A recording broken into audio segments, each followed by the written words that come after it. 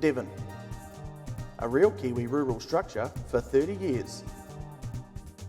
Owned by Kiwis, run by Kiwis, made by Kiwis, for Kiwis. There's no other tank I'll have around here.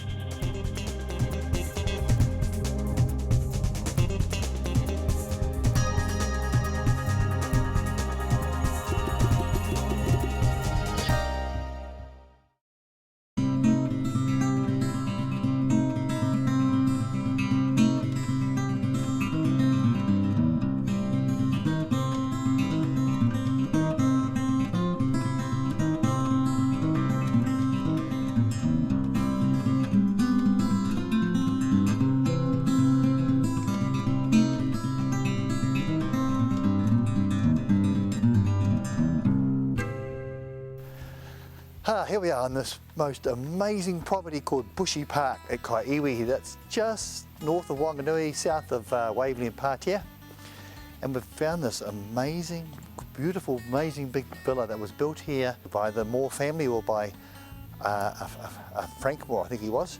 And we've got a story to tell about here. We're going to catch up with Theo and Viv Perry, who are custodians of this place. Tells a wee bit about the property and about the people who are behind it. Really amazing. But come and have a look. I'm really pleased to share this one with you. Now this really is a little bit like walking back in history for me. Not only the fact that we're going to visit this fabulous old home, but I was here probably 55 years ago as a kid. I can just remember coming here with my dad and visiting this place because it had a Hereford stud, which is part of our family involvement. So yeah, I don't think things have changed too much in those last 55 years anyway. But here we have, let's go and have a look. We're going to meet up with Viv and Theo, and boy, they got a story to tell us. Come on, let me come. Right, thank you for welcoming us to your house. And inviting us to have a bit of a chat, because you've got a real story here, haven't you, with this property? It's an interesting property, yes. Yeah. Now just where you fit in for a starter, you guys lease the property and run a bed and breakfast here. Yep, we also have day visitors that come and walk in the forest, and we do a lot of functions here too. Now let's just talk about, the homes are magnificent, it's just stunning. But the land, there was originally thousands of acres involved with this family farm here. Yes, we've tracked the sale of land by Frank Moore, the last of them that built this house. We've tracked 55,000 acres sold between 1912 and the late 1940s. 55,000 acres has been sold by them? It was sold by him over that period of time, yes. So he must have owned a heck of a lot more than that if he sold off 55,000 acres. That may have been the whole farm pretty much. The last of the farm was sold in 1953. That was just the central part of it.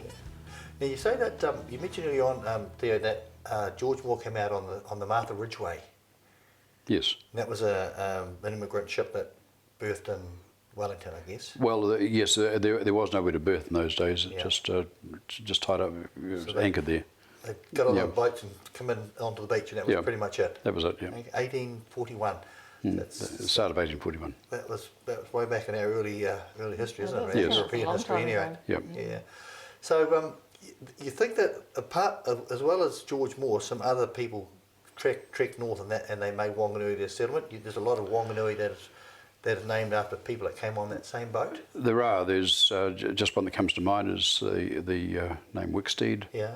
Was on that same ship, and there was a couple of others that slipped my mind right at the moment. But there's sort of roads and streets named after those families in Wanganui. So you assume, Gee, okay, well, 55,000 acres and you've still got a farm left after selling that much off. It must have been a pretty big block of that. One assumes so, yeah. Yeah.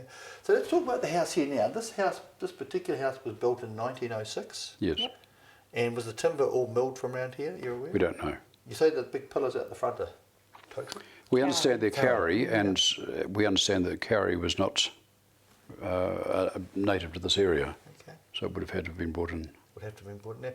Viv, you mentioned about architect Natouche or something, was it? Yeah, Charles Tilliard Natouche was the architect. Was he French or something, I suppose? Or Do you know that? I don't know. Natouche, I suppose it would be, wouldn't it? Well, I actually thought he was English, but I may be wrong. Okay. And he obviously built a lot of these similar type of big, wonderful big palatial homes.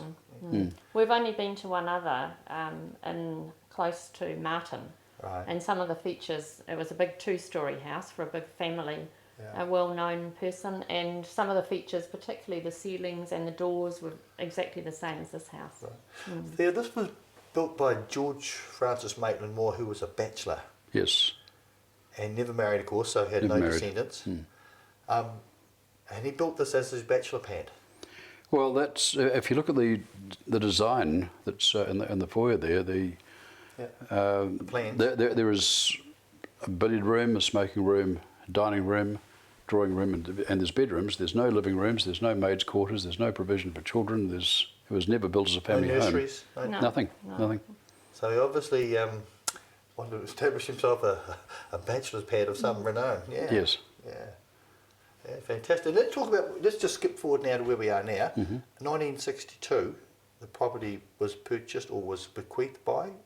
Well, it was gifted to Forest and Bird just hours before the death of Frank Moore. 1952. 1962. 1962. Yes. Yeah. He had already given the forest, hadn't he? And it was just the house that Yes. he gave sort of on his deathbed, as it were. Okay. So he'd given the forest, because we talk about the forest, that's a totally untouched piece of native woodlands, isn't it? It's never been milled. It was obviously part of the farm, and the cattle did use it as a shelter and so on. But it was not milled. Has it been ring fenced now to keep stock out, or is it still? The whole property is now free of all animals. Okay. Now you've got a pest-free fence down there. Is that Yep. that just extend down the bottom, or does that go around the whole perimeter? No, that goes right around the entire property. The whole bushy piece, Yes. Just under 5 kilometres of that fence. and that's totally pest. Yeah, we're classified as like a mainland island, Okay. so no predators in the park at all. Right. Okay. And are you seeing results, I suppose, in the forest? Do you get down there much? Oh, it was absolutely spectacular. We arrived, the Bushy Park Trust had built the fence, and we came here just as the fence was being finished. Okay. They'd already had the ceremony to celebrate the completion of the fence, and so we arrived just at that time. We were here when they first started clearing the predators out with poison drops. Okay. And it was just absolutely remarkable. Within, when we first came here, looked out, the forest was sort of bare branches and so on from the possums. Yeah. And within a year, it was just quite spectacular. So, okay, 1952, the land was given to Forest and Bird. Is that all?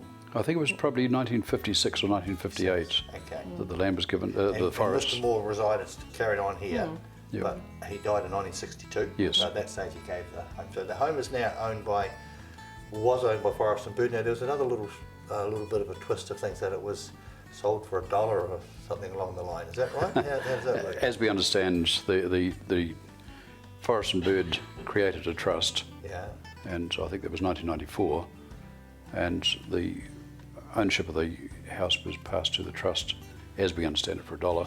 Not bad. I wonder if it incurred a bit of GST or something. That was in 1994. That was 1994, yes. That's quite recent. This is only 20 years ago, isn't it? So.